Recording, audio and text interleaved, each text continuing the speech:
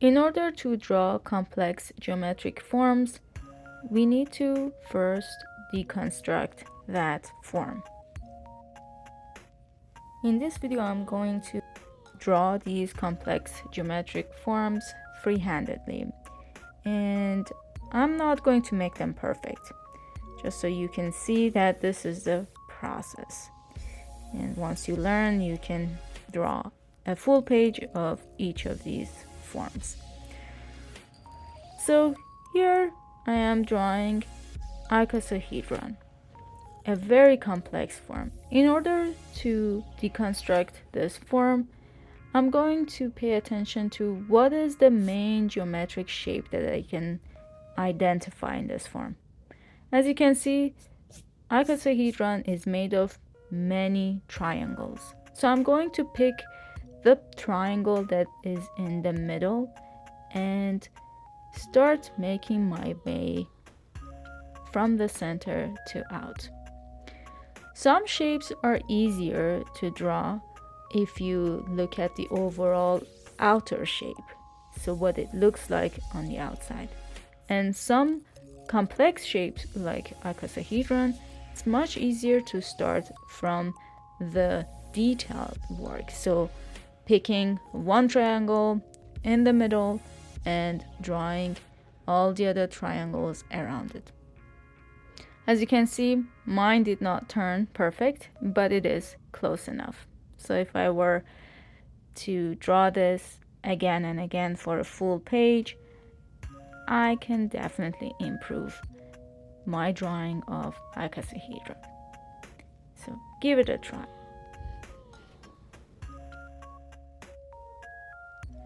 I want to remind you that it is absolutely fine to make mistakes and wanting to erase and correct your lines, especially for these exercises of drawing geometric shapes and forms. Because what makes the perfect form is replicating all the right angles and right sizes of each side. All right. Let's move on to the next complex geometric form, dodecahedron, the one that everyone is afraid to draw. So, we're going to use the same method.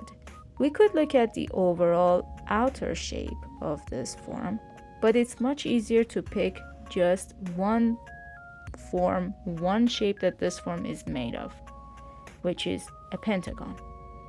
So now that we have identified that dodecahedron is made of many pentagons, so we can start from the central pentagon and make our way from there. As you can see, these pentagons are all connected to each other. What we need to do is making sure that we get all the angles correct when we are connecting them. Again, I'm just giving it a try here. I haven't drawn a dodecahedron in a very long time, so I'm probably not going to draw a very perfect one, but it is close enough. So give it a try.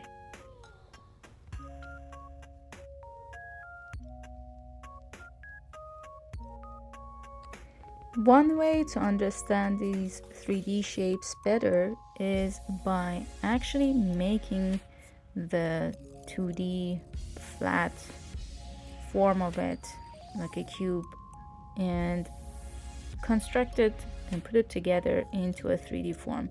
That way we will have a much better understanding of how many pentagons are in a dodecahedron if it is opened out, and if we were going to put it together into a 3D form.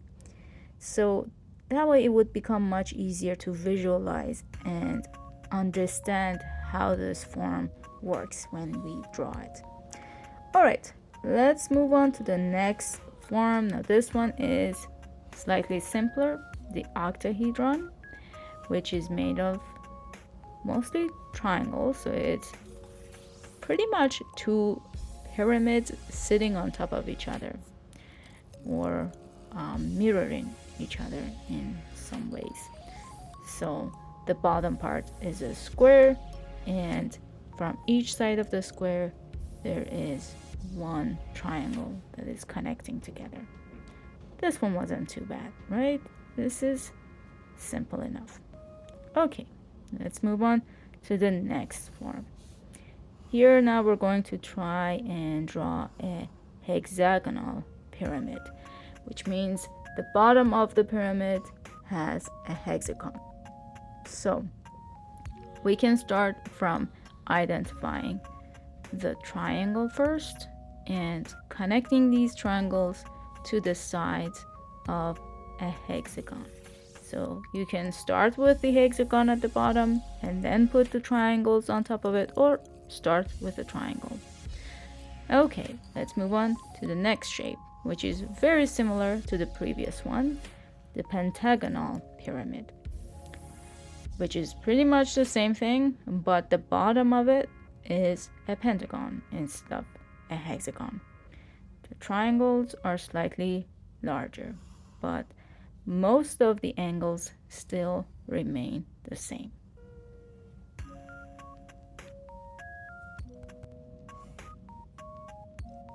Alright, let's move on to the next form here, the triangular prism, which is again starts with a triangle, and it's pretty much two triangles that are stretched out in a sense and kind of connected together. Next form, I want to try this pentagonal prism. It's the same idea, as if two pentagons were stretched out from each other. So we can start with the form that is clear to us, the pentagon, and then drawing lines that are all parallel to each other and perpendicular, coming all the way down, and then repeating the pentagon again at the bottom and connecting the lines.